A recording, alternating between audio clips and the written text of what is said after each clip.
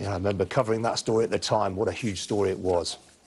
Now, the organisers of apprenticeships are calling for more to be done to tackle the stigma surrounding them, despite widespread knowledge of their benefits. Well, that call from City and Guilds Group comes at the start of National Apprenticeship Week. And I'm joined now by Simon Lancaster, who was himself once an apprentice and now regularly brings new apprentices into the insurance business, which he started in his parents' spare room almost 20 years ago. And we're also joined by one of those apprentices, Sarah Harker, who's now accounts clerk at SJL. Welcome to you both. Simon, let me start with you. Why do you think some people have an outdated idea of apprenticeships?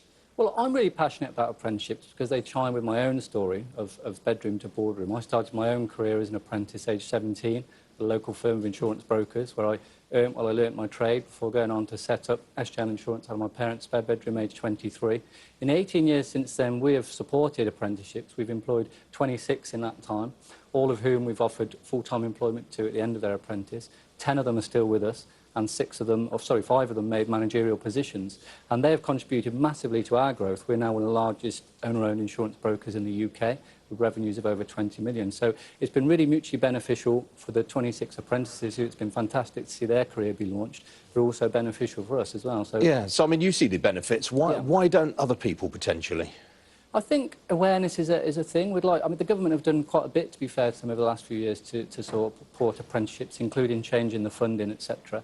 I'd like to see there be more awareness. I know Sarah, speaking a minute, she found trouble finding apprenticeships. So certainly in schools and careers advice, I'd like to see more awareness. And we'd love to employ more apprentices, but it is hard to find them. And also, the second thing is that there's not the range of courses that there are. There are as many apprentices in the UK as students, around 750,000.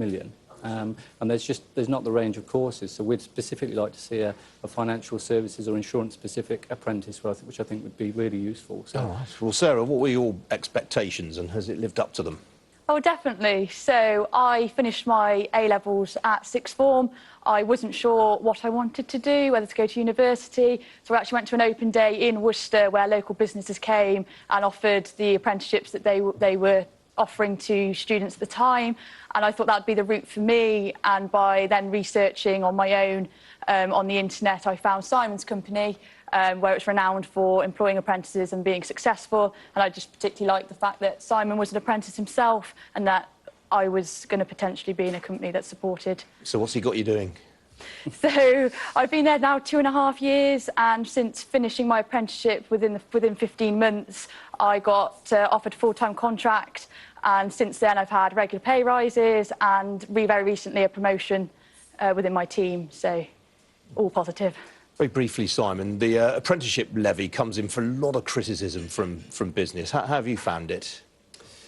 I think it's a good thing. I think it forces companies to support apprenticeships, and I know why there is some pushback on that, but I think it's positive and should be embraced. But as I say, we'd certainly like to see more awareness raised about apprenticeships, and hopefully this week and this interview and other things will help to achieve that. You don't think it needs tweaking in any way?